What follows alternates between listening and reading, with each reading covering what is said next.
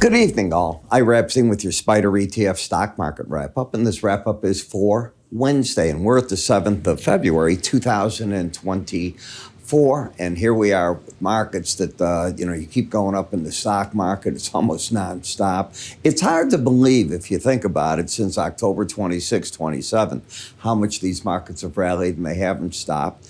They are hitting goals that many of the trade analysts had set for the whole year at this point. Does that mean the markets are getting ahead of themselves is something we have to ask. Earnings season out today. Disney a little bit better. One of the losers of the day to me looked like Pave, not doing well at all there. We're looking at areas. ARM, by the way, did very well with their holdings, exceptionally well. The stock was up double digits. And when I take a look at all that's going on, you're seeing now an attempt to merge sports and take the big stations, the cable boys. They want to grab and take things away from the over-the-air boys. I don't know if that's going to fly in front of the regulators. We'll see how that is going to do. Linn did well. They were beaters today. So interesting times in the market. Now, if you turn to Congress, you know what's going on there. We saw more bills going into the Senate, getting defeated. And as of this hour, they're trying to get one, don't know if it'll get through or not, where no longer the border will be part of it, just to give money to Israel, Ukraine, and Taiwan. Don't know if it'll go anywhere in the Senate. And then who knows where this is all going to go when it goes to the House. If you watch Speaker Johnson this morning, he did an impromptu news conference, and boy, did he not look good on that. He basically didn't think people that were going to show would show, and they showed up against him. And he lost that vote, so they're going to try to bring another vote through. Tomorrow we get Ms. Yellen. She'll be speaking again before Congress, so listen if she talks about commercial real estate, because that is something that you have to pay attention to. I mean, we hear so many people say, nah, it's contained. I don't think it's contained at all in the small and regional size banks, these smaller banks. I think there's plenty of exposure in them. I think that when you look at the buildings, they're not filling up again, and that becomes a real problem. And we've changed in America the way that we work. Now, you're going to get jobless claims coming out at 7:30 in the morning. As I said, Ms. Yellen testified between tomorrow the U.S. Senate Committee on Financial Stability at 8. Wholesale inventories and sales data will come out at 9. Energy analysts are forecasting the EIA natural gas storage a withdrawal of only 78 billion cubic feet. And it's so warm, I don't know that we're going to get big numbers again. It's really strange. Then we get to a number that I was looking with great anticipation for, and I'm surprised. The U.S. consumer did not go crazy on credit. They were looking for it to expand out $14 billion. It only did $1.6 billion. And if you look at it, revolving credit got the most of it, the non-revolving about one-third of the amount total. And very impressive, all right, because we have been told, and I've been watching this thing going, when is the consumer going to stop doing this? Are they pulling back right now? Well, we'll find out when we see how retail sales and all go, because that's going to be part of everything. Now, Lilly continues its move. You know, you've had this big move up off the earnings, new products coming on, and it's looking pretty impressive. But it is 5 days in a row over the upper Bollinger Band, and that presents a problem. The market's got higher highs, higher lows, definitely in good shape here. Overall, key moving averages, you rarely go beyond 5 days in futures markets over a Bollinger Band. Stocks go a little bit more. They can go 7, but you're at that end where the market is getting ready, in my opinion, to pull back within the band. But you can see what it's also done. These are breakouts. You're looking for pullbacks. You're not looking for the market to suddenly go into bear market moves, and that's not what I'm saying. And as this is happening, you're taking the market and you're embedding it. So given a good break in the market, the Johnny-come-latelys, I think, are going to want to buy this market to see just where this bull market ends. When we take a look at what's going on now in the nuclear area, this chart is a rough one. The market came down and it set itself up with lower highs, and today's low of 47.12 did take out the 47.32 before. Had the market closed under the 18-day average, had it done that, which is 47.84, I would have been telling you tonight, I think the bears have grabbed control and we could be making a run here. But it didn't do that. It just stayed over it. And that means just wobbling in here. And what I think is going on now is the market's going to go sideways within these bands. You can hit either one, but I don't think you're going anywhere for a while. Today was a very important day as a technician that there was no follow-through on the downside in the market, and it triggered new sell signals with no follow-through.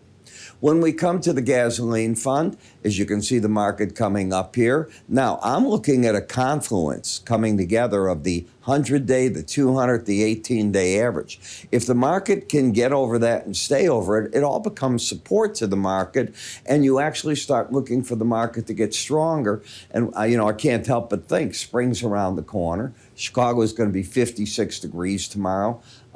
It's unusual, don't get me wrong. February 8th, 56 degrees, craziness. A record's right there. So we'll see what happens. But it also gets you thinking that the markets are going to start transitioning to demand for gasoline, a little less for the heating oil. Yet the seasonals in heating oil, and I am a seasonal person, I watch to see what the seasonal trends do. They still go up at this time of the year for that market. So I'm looking at this void of a trend, but the setup's getting interesting. Nothing quite there yet. Then we come to the financial services, and as you can see, the market, if we step here, and we take a look at what stochastics have been doing, they lost their bullishness right through there. Got it? 2 days in a row where you lost that. And will they make a run to the 18-day average or not before they get over that high? That's the big question. Bull markets tend to upset the apple cart. And what I mean by that is normally you'd get a market that falls right back to that 18-day average when you lose that. And instead, both numbers are trying to climb back 2 days later over the 80 level. It'll take a while to embed, a minimum of 4 days. You can't even do it this week. However, it is also a sign the market's not acting as weak as you would think. When we come over to the industrial sector, it's nonstop, just bullish. Once the market came here, and I admit this market is a surprise to me how bullish it's acting, it's now grabbing hold of the upper bands. It's embedded. Pullbacks in the market still going to be bought by the pros looking for even higher highs. AMC, as I said, I think you got to look at yesterday's low as the potential. The word is potential for a trade bottom in the market. It's going to start looking and saying, that movie Dune and some of the other big releases, they're coming out starting in March. And I think you're trying to form a bottom now. We'll see. I'm not a bottom picker. I can tell you what I think, but we'll see if it happens. Then you get to the consumer discretionary. And I think today's debt levels just show you the consumer is under control. They went bonkers in November. Do you remember? We're looking for a $9 billion increase. They got $26 billion. We were just looking for a $14 billion. They're down to 1.6. So the consumer did pull back a bit. I think that's friendly, this market. Yes, we're at the Bollinger Band. There'll be profit taking there and it's overbought, but there's nothing showing up bearish just yet on the consumer. In the home builders, as fast as I got out of my mouth that I don't think you want to get bearish that I think this market's going to resolve itself to the upside for the home builders. And I just said this in the past 2 evenings. You tell me what's going on. Kaboom, right to the upside. So this still looks good. I predict we're going to have a base here, and you're going to be surprised that you're up into that 105 area before you know what's going on over time, because I'm looking for the demand to come via the spring and summer buying. And these are the home builders. They're not sitting there with inventory. It's not unsold homes. They'll build them as you come. So it's, like Field of Dreams. I'll build it, you come. And that's what I think is going to happen there. In the energy sector, a lot of sideways action going on right now. Now, in the Mideast, as you know, it did pretty much what I thought this morning, and I said in my morning video, here's what I was saying. If you're negotiating in your Hamas, why not ask for the kitchen sink? Everything you can imagine. You know Israel's going to say no, and it's exactly what happened this afternoon. Israel goes, no, we're not giving you where you're going to be governing the new regime that comes in. We're not releasing all the prisoners that we caught that were responsible for the massacre. We're not doing this, we're not doing that. That's okay. Here's what it is. There's talks going on. In order to get to a point where there is a truce, you've got to get to the point where there's talking going on. And at first, in any negotiation, you ask for more than you want and you're prepared to take what? So we don't quite know what Hamas is prepared to take. We know what they've asked for. Now we'll see what Israel can come back with. But at least Antony Blinken has got people talking. And that's the beginning of where you want to be. You know, when you watch all this on TV, you can understand what's going on. And if you're watching what's going on in Ukraine, you know, unfortunately, because of everything else, we don't see enough of that on TV. These people need our help desperately in terms of arms, and it's all tied up because of politics and the politics of the border, trying to figure out what to do with all this. And nobody's mentioning our own issue. Where is the budget talks in the United States? There's none taking place, and it's got to happen here. I mean, I'm not interested in Congress going home for weekends. They got to stay and now put the foot to the pedal and get things done. That's what we should be demanding of them. As you can see, the sideways action here in the energy, but the bias stays up as long as you're over the 18-day average of closes. In the gold, I think the bulls will try in this market to support themselves at the 187.97 level. But if you get back under this low, then they'll throw in the towel one more time. The key is the dollar going to be able to go up from here and interest rates up? If they start stalling out and coming back down, gold will get a tailwind and might be able to rally off that news. Not silver. I still look for the silver market down. I still see the bearishness here. It could go to the lower Bollinger Band, momentum down, trend down in that market. In copper, it's all mirrors in China. You know, you wake up in the morning and they're telling you how much the stock market's up and there's confidence. And I'm reading reports where people are going, that's it. That's the low in the market. Those were the reports I'm reading today. Of course, it's a low when you can't sell any shares. I agree. It's a low until you open that spigot up. And China's smart enough where they won't. They fired the head of their securities. They put in a new guy that's a really rough one. They understand the game. Hey, no short selling, no selling of things you already own, but you can buy more. And the state's going to buy more of the different state-owned companies, and that'll rally the market. And supposedly that gives us confidence that their stock market's in good shape, if you want to believe in that game. And eventually, you know, what happens is if you do that long enough, hopefully behind the scenes, things are turning in their economy, and maybe that shapes up. Does that mean you get bullish on that news? I'll let you do that. I certainly wouldn't tell my clients to. Lower highs, lower lows, still in the bear camp, and it's called Dr. Copper for a reason. When this gets bullish, that's when I start believing China might be turning the corner, U.S. better things happening, although we're in such good shape. It's Europe that you got to look for. I mean, I think the world would like to use America as a model right now. Low unemployment, 3.7%, jobs galore being had, right? And the economy's strong. Pretty good.